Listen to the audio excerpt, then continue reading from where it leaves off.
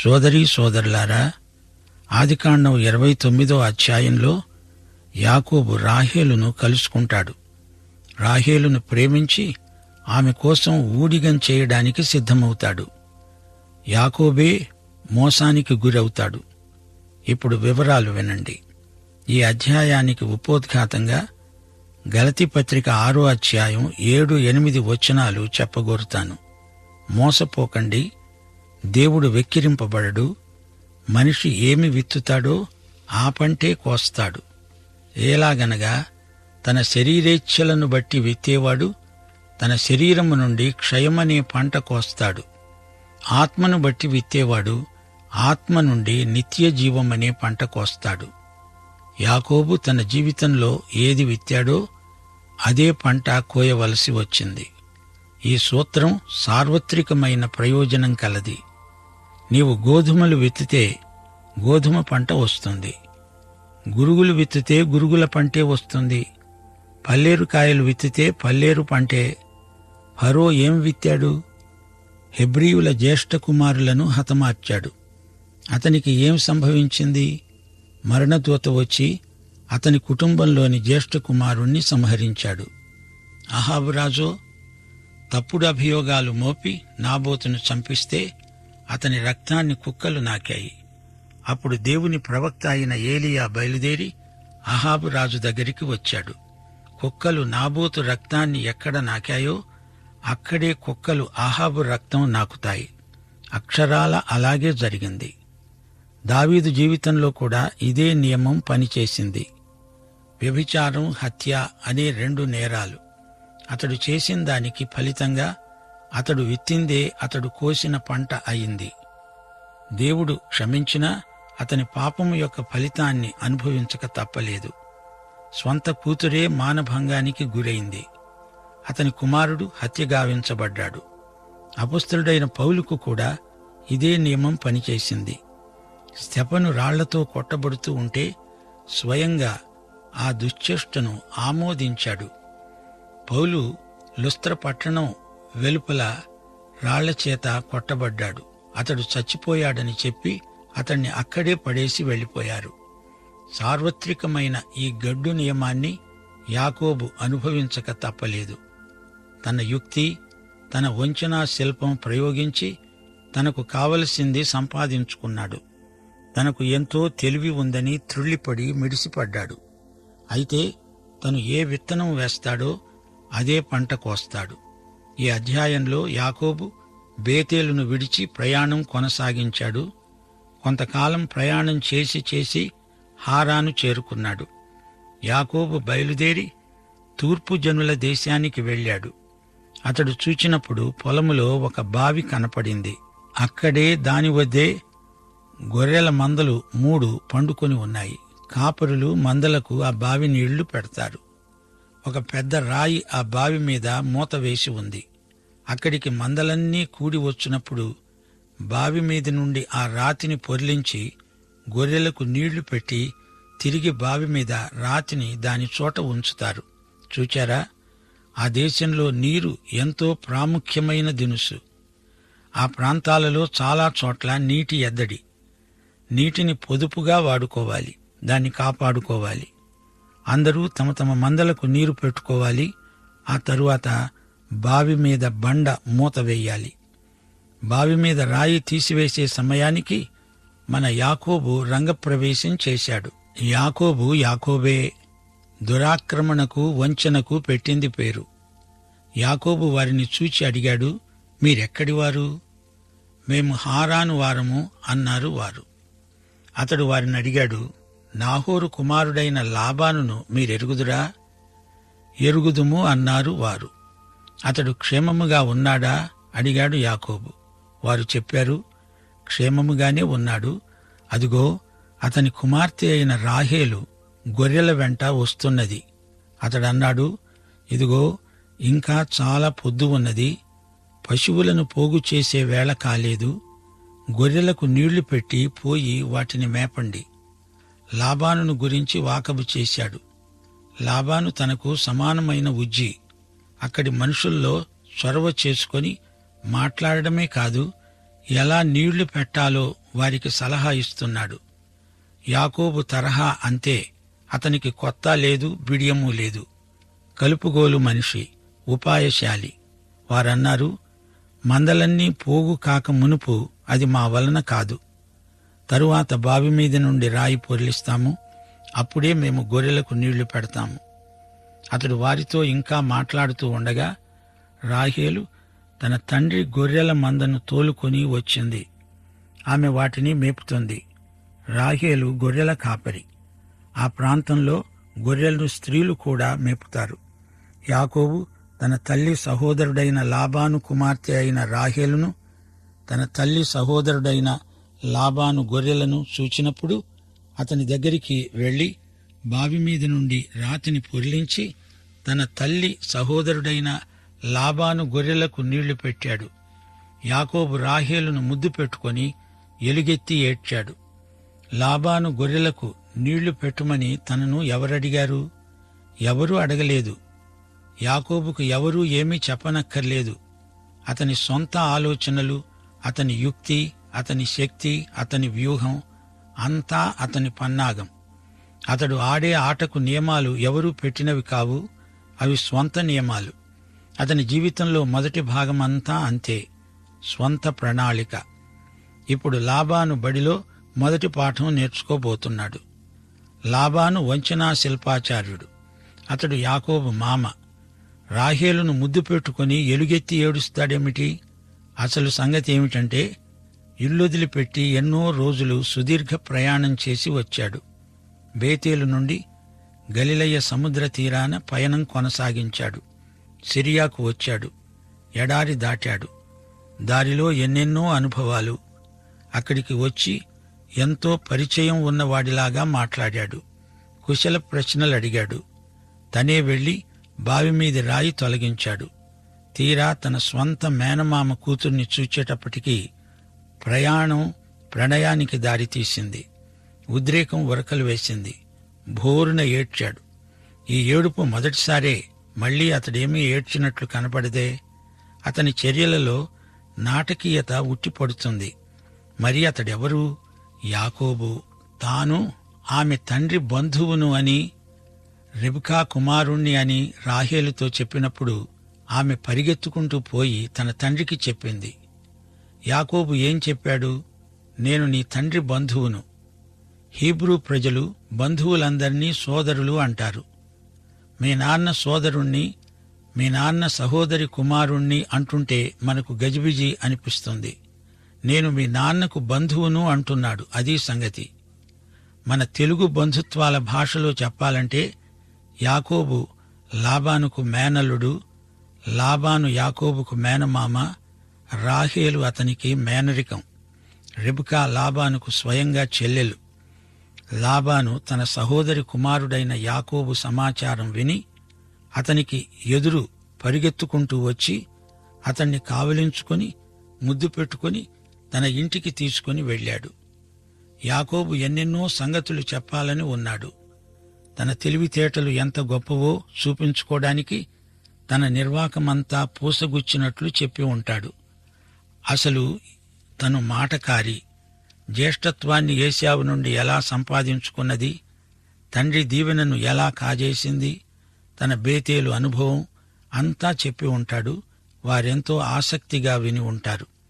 14వ వచనం. అప్పుడు లాబాను అన్నాడు, నిజంగా నీవు నా ఎముక, నా మాంసం. అతడు 1 నెల రోజులు లాబాను వద్ద నివసించాడు. నీవు నా మేనలుడివి, నా బంధువు. రా, నా ఇంట్లో ఉండు. నీవేమీ పరాయివాడవు కావు, మొహమాట పడకు అని చెప్పాడు లాబాను. 1 నెల రోజులు గడిచాయి. మామను చూడ్డానికి దూర ప్రయాణం చేసి వచ్చాడు. ఈ 1 నెల రోజులు యాకోబు పనేమీ చెయ్యలేదు. ఉచిత వసతి, భోజనం. లాబాను తన మామ. ఈ 1 నెల రోజులు యాకోబు చేస్తున్నదేమిటి?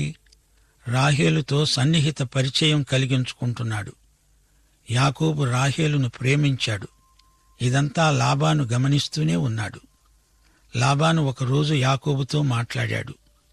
నీవు నాకు బంధువువని చెప్పి నీ చేత ఊరికే కొలువు చేయించుకోవడం నాకిష్టం లేదు. నీకెంత జీతం కావాలో అడుగు, లాబాను మామ చాలా తెలివైనవాడు.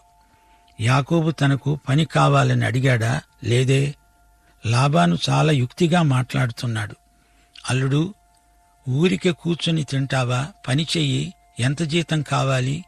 బంధువును గదా అని మొహమాట పడకు, జీతమిస్తా, పని చెయ్యి.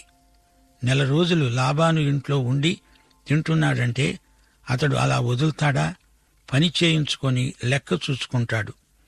లాబానంటే తక్కువ వాడేమీ కాదు. లాబానుకు 2 కుమార్తెలు. వారిలో పెద్దదాని పేరు లేయా, చిన్నదాని పేరు రాహేలు.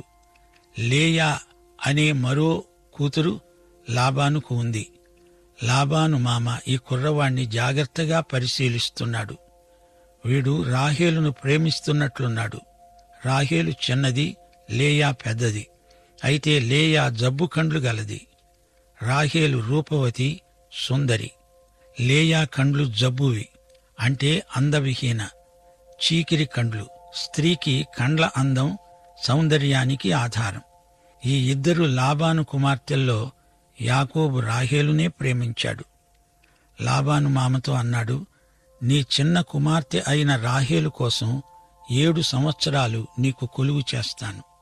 చూడండి, లాబాను ఆ రోజు నీవు పని చెయ్యాలి, జీతం ఎంత అడుగుతావా అనగానే మన యాకోబుకు ధైర్యం వచ్చింది. జీతమా? నాకు రాహేలు నెయ్యి, ఆమె కోసం 7 సంవత్సరాలు నీకు పని చేస్తాను అన్నాడు. లాబాను ఈ మాటకు ఏమీ ఆశ్చర్యపడలేదు. ఈ సంగతి అతడు ఎప్పుడో పసికట్టాడు. లాబాను ఎత్తుకు పై ఎత్తు వేస్తున్నాడు. ఆమెను అన్యునికి ఇయ్యటం కంటే నీకు ఇయ్యటం మేలు కదా. నా వద్ద ఉండిపో, పని చెయ్యి.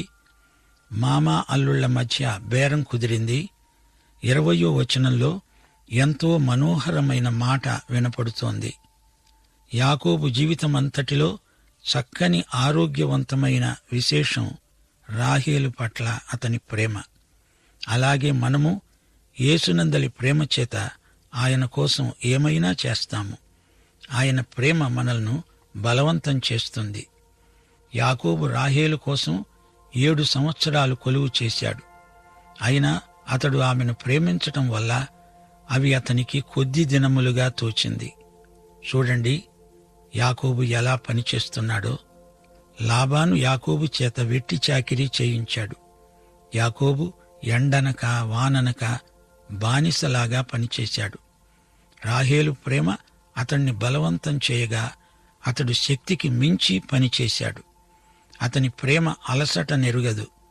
రాహేలు అందం అతని మనసులో ఉత్సాహాన్ని రేకెత్తించింది. ఆమె కోసం ఎంత కఠినమైన చాకిరైనా చేయడానికి యాకోబు సిద్ధం. తరువాత యాకోబు అన్నాడు, నా రోజులు గడువు సంపూర్ణమైంది గనుక నేను నా భార్య యొద్దకు పోవునట్లు ఆమెను నాకియ్యి.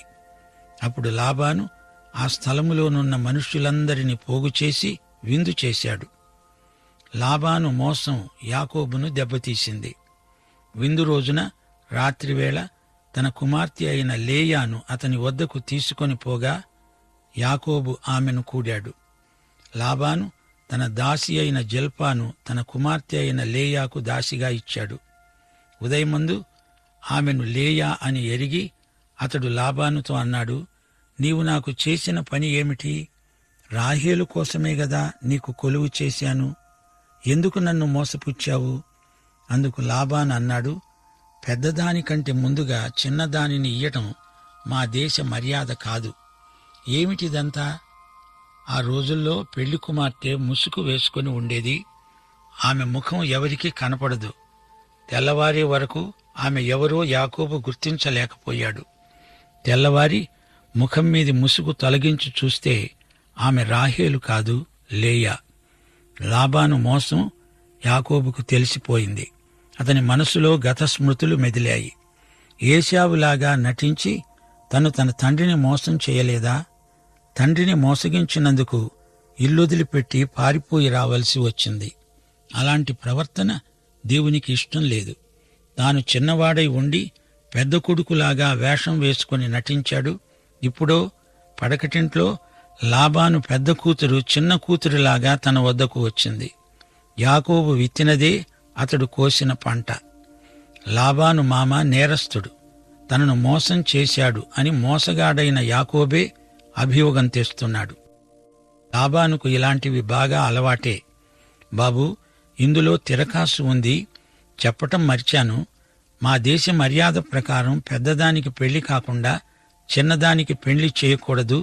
అందుకు నీ ఒప్పందానికి అదనంగా మరొక నిబంధన చేర్చాను, అంతే. ఈమె యొక్క వారము సంపూర్ణము చెయ్యి. నీవిక 7 సంవత్సరాలు నాకు కొలువు చేస్తే అందుకు ఆమెను కూడా నీకిస్తాను. వారం అంటే 7 సంవత్సరాలు. లాబాను ఈ బేరంలో లాభం గిట్టేటట్లు చూచుకున్నాడు. యాకోబు లాబాను బడిలో మంచి పాఠం నేర్చుకున్నాడు. ఇప్పుడు 2 భార్యలయ్యారు. అలా 2 వివాహాలు దేవునికి ఇష్టం లేదు. యాకోబు అలాగు చేసి ఆమె వారము సంపూర్తి అయిన తరువాత అతడు తన కుమార్తె అయిన రాహేలును అతనికి భార్యగా ఇచ్చాడు. మొదటి ఒప్పందం 7 సంవత్సరాలే. ఇప్పుడు 14 సంవత్సరాల కొలువు, 2 భార్యలు. సోదరీ సోదరులారా, యాకోబుకు 2 భార్యలు లేరా, నాకెందుకు ఉండకూడదు అని ఎవడైనా అనుకుంటే అది తప్పు. బహుభార్యాత్వం దేవుని చిత్తం కానే కాదు.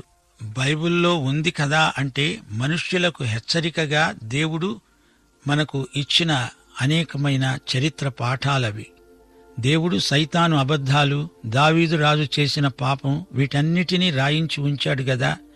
అలాంటివి మనం చెయ్యకూడదు అని గ్రహించాలి. జరిగింది జరిగినట్లే దేవుడు రాయించాడు. దాని ద్వారా మనం హెచ్చరిక నొందాలి అని దేవుని చిత్తం. ఇది మనం తెలుసుకొని వారు చేసిన తప్పులు మనం చెయ్యకుండా జాగ్రత్త పడాలి. యాకోబు 2 భార్యల వల్ల అతడు ఎన్ని ఇబ్బందులను ఎదుర్కోవలసి వచ్చిందో అది కూడా మనం వినబోతాము. యాకోబు చేసిందంతా విత్తనమైతే దాని పంట అతడే కోసుకున్నాడు. చేసుకున్న వారికి చేసుకున్నంత. లేయా ద్వేషించబడడం యెహోవా చూచి ఆమె గర్భము తెరిచాడు. రాహేలు గొడ్రాలు. అయితే లేయా గర్భవతి అయి కుమారుణ్ణి కని, యెహోవా నా శ్రమను చూచి ఉన్నాడు గనుక నా పెనిమిటి నన్ను ప్రేమిస్తాడు అనుకుని అతనికి రూబేను అని పేరు పెట్టింది. లేయా ఎంతో అసంతృప్తితో ఉన్నది. తన భర్త రాహేలును ఎంతో ప్రేమిస్తాడు, తనను నిర్లక్ష్యం చేస్తాడు. అయితే ఇప్పుడు తాను పుత్రవతి, కొడుకును కన్నది. అతని పేరు రూబేను. ఆమెకు ఎంతో ప్రోత్సాహం కలిగింది. ఇప్పటికైనా యాకోబు తమ కొడుకును బట్టి తనను ప్రేమించకపోతాడా అనుకున్నది. రూబేను యాకోబుకు జ్యేష్ఠ కుమారుడు. అయితే ఇతని వంశరేఖ క్రీస్తు వరకు రాదు. లేయా కన్న కనిష్ఠ కుమారుడు యూదా. అతనిదే అసలైన వంశరేఖ. అందులో నుండే దావీదు వస్తాడు. ఆ తరువాత యేసుక్రీస్తు కూడా అదే వంశంలో నుండి వస్తాడు. రూబేను తాను చేసిన పాపం వల్ల జ్యేష్ఠత్వాన్ని పోగొట్టుకున్నాడు. లేవీ ద్వారా యాజకత్వం వచ్చింది. లేయా కన్న కుమారులలో ప్రముఖులు ఉన్నారు. షిమ్యోను, లేవి, యూదా. ఈ పేర్లు మనకు చిరపరిచితమే. లేయా కానుపు ఉడిగినప్పుడు ఇక రాహేలు విషయము ప్రస్తావించబడింది. 30వ అధ్యాయం. రాహేలు తాను యాకోబునకు పిల్లలను కనలేకపోయింది. తాను గొడ్రాలు. ఆమె తన అక్కయందు అసూయపడింది. ఈ అధ్యాయంలో యోసేపు పుట్టుకను గురించి వింటాము. దేవుడు యాకోబును విడనాడలేదు. అతడు చేసిన పాపాన్ని బట్టి అతన్ని విడిచిపెట్టలేదు. అతడు ఏమి చేసినా దాన్ని బట్టి దేవుడు తన నిబంధనను రద్దుపరచడు. ఈ అధ్యాయమంతా యాకోబు కుటుంబమును గురించి, అతని సంతానమును గురించి వివరాలే. యాకోబు లాబాను వద్ద నుండి వెళ్లిపోవాలని చూచాడు. లాబానుతో వివాదం పెట్టుకున్నాడు. రాహేలు తన అక్కయందు అసూయపడిందన్నాము కదా. యాకోబుతో అన్నది, నాకు గర్భఫలము ఇయ్యి, లేని ఎడల నేను చస్తాను. గమనించండి, ఆ రోజుల్లో గొడ్రాలికి సమాజంలో బొత్తిగా మర్యాద ఉండదు, గౌరవం లేదు. ఎక్కువ సంతానం కన్న స్త్రీ ఎక్కువగా అందరి చేత గౌరవం పొందుతుంది. యాకోబు రాహేలు మీద కోపడ్డాడు. అన్నాడు, నేను నీకు గర్భఫలమును ఇయ్యని దేవునికి బదులుగా ఉన్నానా? నేనేమన్నా దేవుణ్ణా? దేవుడు నీకు సంతానం ఇయ్యలేదు, దానికి నన్నేం చేయమంటావు? అందుకు రాహేలన్నది, నా దాసి అయిన బిల్హా ఉన్నది కదా, ఆమెతో నీవు పోతే ఆమె నా కోసం పిల్లలను కంటుంది. ఆమె వలన నాకు పిల్లలు కలుగుతారు. గమనించండి, ఆ రోజుల్లో సాధారణంగా ప్రజల్లో ఉన్న సాంప్రదాయానికి రాహేలు దిగజారిపోయింది. అబ్రాహాము, శారా ఇదే పని చేశారు. దేవుడు అట్టి విధానాన్ని ఒప్పుకోడు, ఆయన ఆమోదించడు. ఇష్మాయేలును వారసునిగా దేవుడు అంగీకరించలేదు. ఇప్పుడు యాకోబు, రాహేలు అదే పని చేస్తున్నారు. ఇది దేవునికి ఇష్టం కాని పని. అబ్రహాము చేసిన ఆ తప్పిదానికి ఎలాంటి దుష్ఫలితాలు వచ్చాయో మనకు తెలుసు. అలాగే ఇస్సాకు కుటుంబంలో కూడా జరిగింది. యాకోబు కుటుంబంలో అదే తంతు జరగబోతోంది. యాకోబు బిల్హా ద్వారా 2 కొడుకులను కన్నాడు. జిల్పా ద్వారా మరి 2 కొడుకులు పుట్టారు. లేయా మరి 2 కొడుకులను కన్నది. 22వ వచనం. దేవుడు రాహేలును జ్ఞాపకము చేసుకుని ఆమె మనవి విని ఆమె గర్భము తెరిచాడు.